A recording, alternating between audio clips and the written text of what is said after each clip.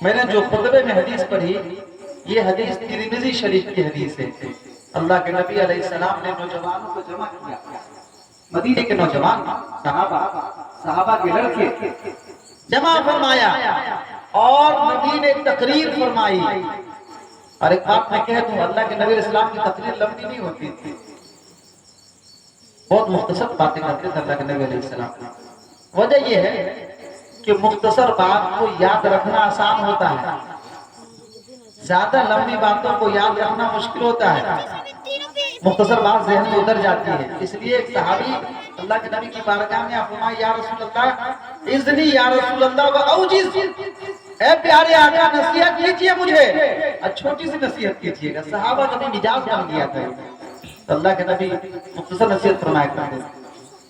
تو آپ نے تقریر فرمائی صحابہ نوجوان کے درمیان اور کہا جو الفاظ ہے حدیث کے الفاظ، یا معاشر الشباب، اے نوجوانوں کی جماعتوں، نوجوان لوگوں سنو، محمد رسول اللہ صلی اللہ علیہ وسلم کیا فرماتے ہیں۔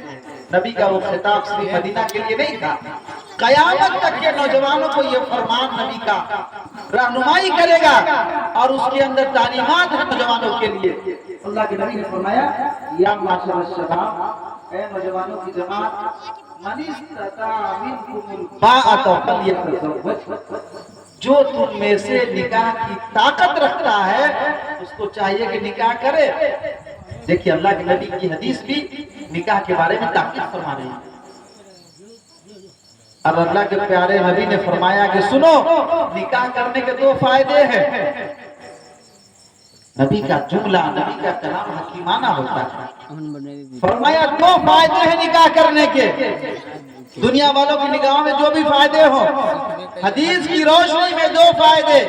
پیارے آقا محمد رسول اللہ صلی اللہ علیہ وسلم نے فرمایا، فَإِنَّهُ أَغَضُّ لِلْبَصَرِ، جو آدمی نکاح کر لیتا ہے ان کی آنکھیں جھک جاتی ہیں۔ کیا مطلب؟ آنکھیں جھک جاتی ہے، کیا مطلب؟ مطلب یہ ہے اس آنکھ سے بدنگاہی نہیں ہوگی، اس آنکھ سے غلط نہیں دیکھا جائے گا، یہ آنکھ پاکیزہ ہو جائے گی، صحیح چیزیں دیکھیں گی، حرام چیزوں کو نہیں دیکھیں گی۔ اور اللہ کے نبی علیہ السلام نے فرمایا دوسرا فائدہ نکاح کا یہ ہے، وہ احسن للفرج، جب آدمی نکاح کر لیتا ہے اس نکاح کرنے والے نوجوان بچے کی شرمگاہ محفوظ ہو جاتی ہے۔ مطلب کیا ہوا؟ وہ نوجوان زنا سے، بدکاری سے محفوظ ہو جاتا ہے نکاح کرنے کی برکت کی وجہ سے۔ آج ہمارے معاشرے کے اندر آپ مجھ سے زیادہ سمجھدار ہیں، عمر میں زیادہ بڑے لوگوں پر آپ اپنے گاؤں کی بات لیجیے، آپ نے اٹھا کر کے کھول کے دیکھیں جتنی برائی عام ہو رہی ہے ہر گھر کے اندر، محلے محلے کے اندر، اس کے اور بھی اسباب ہو سکتے ہیں کہ فلانے وجہ سے برائی عام ہو رہی ہے، لیکن میں حدیث کا طالب علم ہونے کی حیثیت سے یہ کہنا چاہتا ہوں، اس برائی کی ڈر ہے وہ نکاح میں دیری ہے۔ آج بچے اور بچیوں کے نکاح وقت پر نہیں ہو رہے ہیں، اس کی وجہ سے برائی عام ہوتی جا رہی ہے۔ اور اللہ کے نبی علیہ السلام نے حدیث میں فرمایا ہے، صحابہ سے کہا کہ میرے صحابہ، جب کسی بچی کا رشتہ آ جائے کہ فلانا جگہ لڑکا ہے، رشتہ آ گیا ہے، اور اللہ کے نبی نے فرمایا کہ وہ لڑکا تمہیں پسند ہو اس اعتبار سے کہ اس کا اخلاق بھی اچھا ہے اور دیندار بھی ہے، نماز بھی پڑھتا ہے، دین پر چلتا ہے اور اخلاق بھی اچھا ہے، تو اللہ کے نبی نے فرمایا کہ اس بچی کا نکاح کر دو۔ اور آگے حدیث ہے، اگر نہیں کیا، رشتہ آیا ہے، رشتہ اچھا بھی ہے، کس اعتبار سے؟ اس لڑکے کا اخلاق بھی اچھا ہے، دیندار بھی ہے، پرہیزگار بھی ہے، اس کے باوجود بھی اگر رشتہ نہیں کیا تو اللہ کے نبی نے فرمایا کہ زمین میں فساد برپا ہو جائے گا، فتنہ پھیل جائے گا۔ کیا مطلب؟ زنا عام ہو جائے گا، بدکاری عام ہو جائے گی۔ جب وقت پر نکاح نہیں ہوگا تو معاشرہ گندا ہو جائے گا۔ اس حدیث سے پتہ چلا بے حیائی جو عام ہو رہی ہے اس کا بڑا کارن نکاح کے اندر دیری ہے، چاہے بچوں کا نکاح ہو یا بچیوں کا نکاح ہو۔ ماں باپ کی ذمہ داری ہے، بڑے بھائیوں کی ذمہ داری ہے، گھر کے گارجین کی ذمہ داری ہے، بحیثیت ذمہ داری۔ اگر ہمارا اور آپ کا بچہ اور بچی بالغ ہو جاتا ہے اور مناسب رشتہ مل جاتا ہے تو اسلام کہتا ہے کہ ان کا رشتہ کر دینا چاہیے۔ میں ایک جگہ تقریر کرنے گیا تو مجھے ایک نوجوان بچے نے ایک پرچی دیا۔ جب میں اس کو کھولا تو اس نے کہا کہ مفتی صاحب آپ کبھی کبھار نکاح کے موضوع پر بیان کیجیے، اور اس نے بتا یہ لکھا کہ میرے کچھ دوست ایسے ہیں چونکہ ان کی شادی ہو چکی تھی، کہا میرے ایسے بھی کچھ دوست ہیں میں جانتا ہوں نکاح میں دیری کی وجہ سے وہ غلط راستے پر چل رہے ہیں۔ اور یہ حدیث بڑی چونکا دینے والی ہے۔ ہم گارجینوں کو، ذمہ داروں کو، اللہ کے نبی علیہ السلام نے فرمایا کہ جس کا بچہ اور بچی بالغ ہو جائے اور رشتہ ملنے کے بعد بھی ماں باپ رشتہ نہیں کرتے ہیں، تعلیم دلانی ہے، لمبی اونچی تعلیم دلانا کس نے منع کیا ہے؟ لیکن ویسی تعلیم کا کیا فائدہ کہ ہمارے بچے اور بچوں کی عزت نیلام ہو جائے، اس سے بہتر ہے کہ وہ تعلیم نہ دلائی جائے۔ تعلیم کی وجہ سے بھی آج ہمارے بچے اور بچوں کے رشتوں میں تاخیر ہو رہی ہے بلا وجہ۔ شادی کے بعد بھی تعلیم جاری رکھی جا سکتی ہے۔ اللہ کے نبی علیہ السلام نے فرمایا کہ جو بچہ اور بچی بالغ ہونے کے بعد اس کے گارجین ذمہ دار اگر شادی نہیں کرتے ہیں اور وہ بچہ اور بچی غلط راستے پر چل پڑتا ہے تو اس کا گناہ اس کے والدین کو بھی ہوگا، ذمہ داروں کو بھی ہوگا، بچ نہیں سکتے ہیں۔ اس لیے اللہ کے نبی علیہ السلام نے فرمایا کہ شادی جب بچے بالغ ہو جائیں، ذمہ داروں کا فرض ہے کہ اپنے بچوں کی شادی کر دے وقت پر، برائی ختم ہوگی، معاشرہ صاف ستھرا ہوگا۔ ایک بات تو یہ عرض کرنی تھی کہ شادی بچوں کی وقت پر کریں تاکہ معاشرہ پاکیزہ رہے۔ تاخیر کریں گے، بہت سارے لوگ ملتے ہیں، ادنا سی چوک کی وجہ سے وہ جو خاندانی عزت بنی ہوئی تھی وہ عزت برباد ہو گئی۔ کل تک وہ سر اٹھا کے چلتے تھے، آج وہ سر جھکا کے چلتے ہیں۔ کیوں؟ شادی کی تاخیر کی وجہ سے کئی گھروں کی عزتیں چلی گئی۔ ہماری بچیاں غیروں کے ساتھ جا رہی ہے، ایمان تک کا سودا ہو رہا ہے۔ اس لیے ذمہ داروں کی ضرورت ہے اپنے بچے اور بچیوں کی شادی وقت پر کریں، اس کے بے شمار فائدے ہیں۔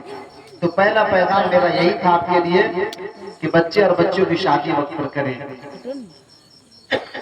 دوسرا پیغام یہ ہے، اللہ کے نبی علیہ السلام نے فرمایا ان اعظم النکاح برکتن ایسرہ مؤونۃ۔ ترجمہ حدیث یہ ہے، پیارے آقا محمد رسول اللہ سب آدمی کہیے صلی اللہ علیہ وسلم ارشاد فرماتے ہیں سب سے بابرکت نکاح، سب سے رحمت والا نکاح اور سب سے عزت والا نکاح اور سب سے خیر والا نکاح، پیارے نبی فرماتے ہیں وہ نکاح ہے جس میں سب سے کم خرچ ہو، سادگی کے ساتھ نکاح کی جائے۔ کون کہہ رہے ہیں؟ جس کو ہم آپ آخری نبی مانتے ہیں صلی اللہ علیہ وسلم۔ آپ تھوڑی دیر کے لیے اپنے دل کو دیکھیے اور نبی کو فرمان کو دیکھیے، کیا وہ فرمان ہمارے دل سے اتر رہا ہے کہ نہیں اتر رہا ہے؟ ہم کس کو سب سے اچھا نکاح کہتے ہیں؟ سوچنے کی ضرورت ہے، ایمان بنانے کی ضرورت ہے۔ ایمان نام ہے پیارے آقا جو لے کر کے آئے ہیں اس کو ماننے کا نام ایمان ہے۔ ما جاء بہ النبی صلی اللہ علیہ وسلم، جو نبی لے کر کے آئے ہیں اس کو دل سے ماننے کا نام ایمان ہے۔ سوچیں ہم کہ اللہ کے نبی نے فرمایا بابرکت نکاح وہ جس میں کم خرچہ ہو، اور صرف اللہ کے نبی نے ارشاد فرما کے چھوڑ نہیں دیا۔ قرآن جو کہتا ہے نا لقد کان لکم فی رسول اللہ اسوۃ حسنہ، کہ نبی کی زندگی مسلمانوں کے لیے نمونہ ہے۔ کیوں؟ اللہ کے نبی نے ایک ایک فرمان پر عمل کر کے بھی دکھایا ہے۔ کیسے سادہ نکاح، کیسا سادہ ہونا چاہیے؟ اگر اللہ کے نبی صلی اللہ علیہ وسلم فرمان ارشاد فرماتے اور نبی کا نمونہ عمل موجود نہ ہوتا تو مسلمان کہتے کہ سادہ کا مطلب کیا ہوتا ہے، کیسے سادہ کرے؟ نبی نے فرمایا آؤ میں بتاتا ہوں نکاح کی سادگی کس کو کہتے ہیں۔ آپ کی بیٹی بی بی فاطمہ رضی اللہ تعالیٰ عنہ، 4 بیٹیاں تھی اللہ کے نبی کی، آپ نے ساری بیٹیوں کی شادی اور نکاح بالکل سادگی کے ساتھ کیا۔ بی بی فاطمہ کا نمبر آیا، وہ فاطمہ جن کی فضیلت بیان کرے گھنٹوں لگے۔ بی بی فاطمہ کو اللہ کے نبی نے فرمایا الفاطمہ بضعۃ منی، فاطمہ میرے جگر کا ٹکڑا ہے۔ وہ فاطمہ جس سے نبی کو اتنی محبت تھی کہ سیرت کی کتابیں بھری پڑی ہے کہ اللہ کے نبی جب سفر میں جایا کرتے تھے تو سب سے آخری میں بیٹی سے مل کے جایا کرتے تھے، بی بی فاطمہ سے، اور جب سفر سے واپس آتے غزوات سے اسفار سے تو سب سے پہلے بی بی فاطمہ رضی اللہ تعالیٰ عنہ سے ملاقات کرتے تھے۔ وہ فاطمہ جس کے بارے میں اللہ کے نبی نے فرمایا الفاطمہ سیدۃ نساء اہل الجنہ، کہ فاطمہ جنتی عورتوں کی سردار ہوں گی۔ وہ فاطمہ جو حسنین کی ماں ہے، وہ فاطمہ جو زوجہ علی ہے، اس فاطمہ کا جب نکاح ہونے لگا اللہ کے نبی نے کتنی سادگی کے ساتھ نکاح فرمایا۔ حضرت بلال سے کہا کہ ابو بکر اور عمر رضی اللہ تعالیٰ عنہ دونوں کو بلا لو تاکہ دونوں گواہ بن جائیں، اور کہا کہ راستے میں جو مل جائے ان کو بلا لینا۔ اور حضرت علی سے کہا کہ میں نے سوچا کہ فاطمہ کا نکاح تم سے کر دوں، کچھ ہے مہر دینے کے لیے؟ حضرت علی رضی اللہ تعالیٰ عنہ اس وقت بڑے غربتی کے حالات تھے، کہا کہ یا رسول اللہ میرے پاس ایک گھوڑا ہے اور ایک زیرہ ہے جو پہن کر کے جنگ میں لڑتے ہیں۔ تو اللہ کے نبی نے فرمایا کہ گھوڑا کو مت بیچو، یہ جنگ میں کام آئے گا، یہ زیرہ کو بیچ دو۔ حضرت علی رضی اللہ تعالیٰ عنہ زیرہ بیچنے جا رہے، کیوں؟ تاکہ بی بی فاطمہ کا مہر ادا کر سکے اور شادی کا کچھ سامان لے سکے۔ راستے میں حضرت عثمان غنی رضی اللہ تعالیٰ عنہ سے ملاقات ہوئی حضرت علی کی، کہا علی کہاں جا رہے ہو؟ کہنے لگے کہ عثمان میرا نکاح ہونا بی بی فاطمہ سے اور میرے پاس مہر کا پیسہ دینے کے لیے کچھ رقم نہیں ہے، یہ زرہ بیچنے جا رہا ہوں۔ قربان جائے حضرت عثمان کی فراست پر اور ان کی محبتوں پر۔ حضرت عثمان غنی رضی اللہ تعالیٰ عنہ نے کہا کہ علی کتنے کا زرہ ہے؟ کہا 480 درہم کا، درہم چاندی کا سکہ ہوتا ہے، 480 درہم کا۔ حضرت عثمان نے کہا کہ میں خریدتا ہوں، مجھے دے دو، اور پیسہ لا کر کے دے دیا ان کو، اور پھر جانے لگے۔ پھر اچانک عثمان مڑ کے آ گئے اور کہا کہ علی سودا تو ہو گیا، بات ختم ہو گئی، اب یہ زیرہ میری طرف سے ہدیہ آتی ہے، جاؤ شادی علی کی ہوگی رضی اللہ تعالیٰ عنہ، اور سارا خرچ عثمان غنی اٹھائے گا۔ اللہ کے نبی علیہ السلام نے نکاح پڑھایا، نکاح ہوا، اور مختصر سا سامان، ایک تکیہ، ایک گدا اور 2 چکی آٹا پیسنے والا، ایک مسلح، پانی کا مٹکا، بس یہ دے کے رخصت فرما دیا۔ یہ نکاح کی سادگی ہوتی ہے۔ اللہ کے نبی صلی اللہ علیہ وسلم نے بتایا کہ ایسے نکاح ہوتا ہے۔ تو دوسرا پیغام یہ ہے کہ نکاح سادگی کے ساتھ کیا جائے، اس میں برکت ہوتی ہے، رحمت ہوتی ہے اللہ تعالیٰ کی۔ اور تیسرا پیغام یہ ہے، اللہ کے نبی علیہ السلام نے فرمایا ایک حدیث کے اندر کہ تُنْكَحُ الْمَرْأَةُ لِأَرْبَعٍ لِمَالِهَا وَلِحَسَبِهَا وَلِجَمَالِهَا وَلِدِينِهَا۔ پیارے آقا کا فیصلہ فَاظْفَرْ بِذَاتِ الدِّينِ تَرِبَتْ يَدَاكَ۔ اللہ کے نبی نے فرمایا کہ عورتوں سے، بچیوں سے جو نکاح کیا جاتا ہے، عام طور پر نکاح میں 4 باتیں دیکھی جاتی ہیں۔ اللہ کے نبی کی فراست دیکھی، آج بھی لوگ انہی چیزوں کو دیکھتے ہیں۔ یہ فرمان 1400 سال فرمایا، اور آپ اس حدیث کا ترجمہ سنیں، آج بھی انہی چیزوں کو نگاہ میں رکھا جاتا ہے زیادہ تر۔ اللہ کے نبی نے فرمایا کہ جب کسی بچی سے نکاح کیا جاتا ہے، عورتوں سے نکاح کیا جاتا ہے، 4 باتیں دیکھی جاتی ہے۔ ولی مالیہا، مال کو دیکھا جاتا ہے کہ بچی، اس کے والدین کتنے مالدار ہیں، تاکہ وہاں سے مال کچھ حاصل ہو جائے، کچھ مل جائے مجھے وہاں سے، مال کو دیکھا جاتا ہے۔ پیارے آقا علیہ السلام نے فرمایا ولی حسبیہا، خاندان کو دیکھا جاتا ہے، کس خاندان کی ہے، اونچے خاندان کی ہے، اگر نکاح ہو جائے گا تو میرا نسل بھی اونچا ہو جائے گا، ہم بھی بڑے ہو جائیں گے۔ پیارے آقا نے فرمایا ولی جمالیہا، بسا اوقات خوبصورتی کو دیکھ کے، حسن و جمال کو دیکھ کے کیا جاتا ہے، دیکھنا بھی چاہیے خوبصورتی، لیکن میرا کہنا یہ ہے کہ جو مین چیز ہے، اہم چیز ہے، اس کے ساتھ ساتھ اگر یہ چیز ہو تو بہت اچھی بات ہے۔ اور اللہ کے نبی نے فرمایا چوتھی چیز وَلِدِينِهَا، دین کو دیکھ کر کے، پرہیزگاری کو، تقویٰ کو دیکھ کر کے شادی کی جاتی ہے۔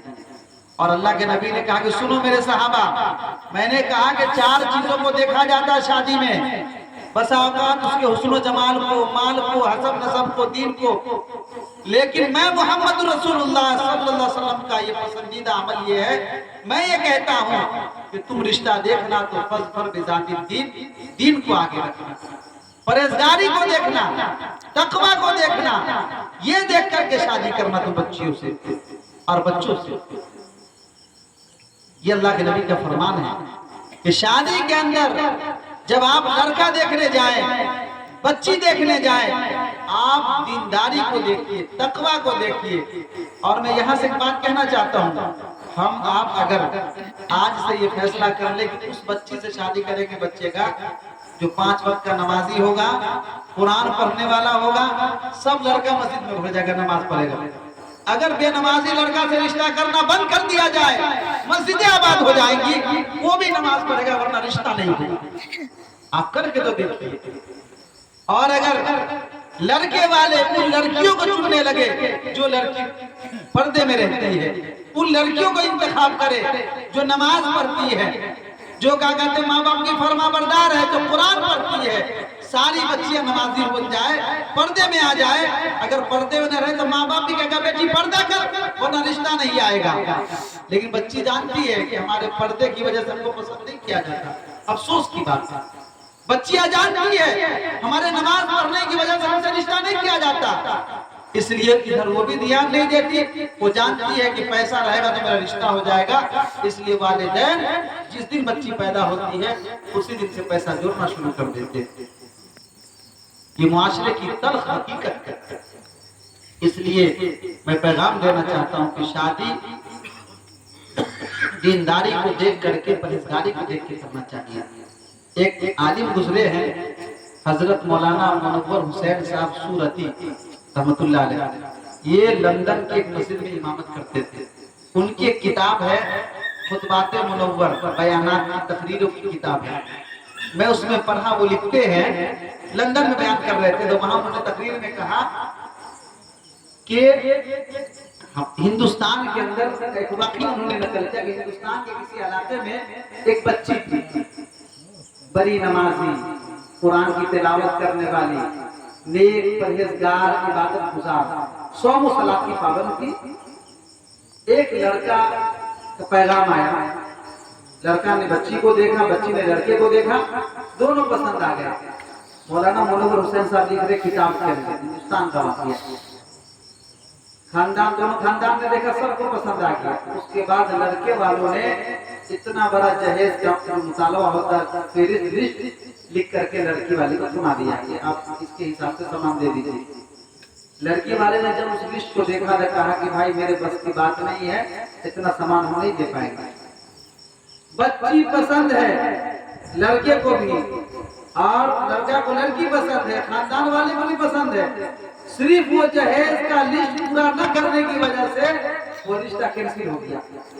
ایک مولانا لکھتے ہیں کہ دوسرا رشتہ آیا، وہ بھی آئے، بچیوں کو دیکھا، بچوں کو دیکھا، سب پسند، سارا چیز ہو گیا۔ اس نے بھی جہیز کا فہرست بنا کر کے لڑکی کے باپ کو پکڑا دیا کہ یہ سامان دینا ہے۔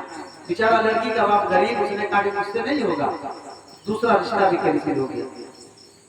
حضرت لکھتے ہیں کہ ایک کو کرتے کرتے 8 رشتے اس بچی کے آئے، 8 رشتہ آیا، اور 8 بدماش، مال کا لالچی حریص، سب نے وہ فہرست بنا کے دیتا رہا، اور پورا نہ کرنے کی وجہ سے اس بچی کا رشتہ کینسل ہوتا رہا۔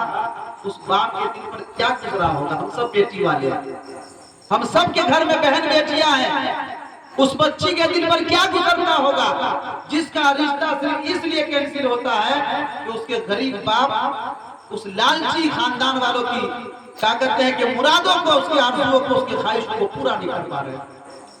8 رشتے کینسل ہو گئے، وہ پورا باپ روتا رہا۔ اس کے گھر ایک مہمان آیا، ایسی بات چلی، بات چلتے چلتے बेटी पर्दे में बैठी है, वो पूरा बाप उस मेहमान से कहता है कि मेरी इस बच्ची का 8 रिश्ता आया और 8 रिश्ता डिमांड की वजह से, दहेज के मुतालबे की वजह से मैं पूरा नहीं कर सका, वो लोग कैंसिल कर दिए, मेरी बच्ची से रिश्ता नहीं करे। ये बातें वो बच्ची सुन ली, उस बच्ची को बड़ा दुख हुआ।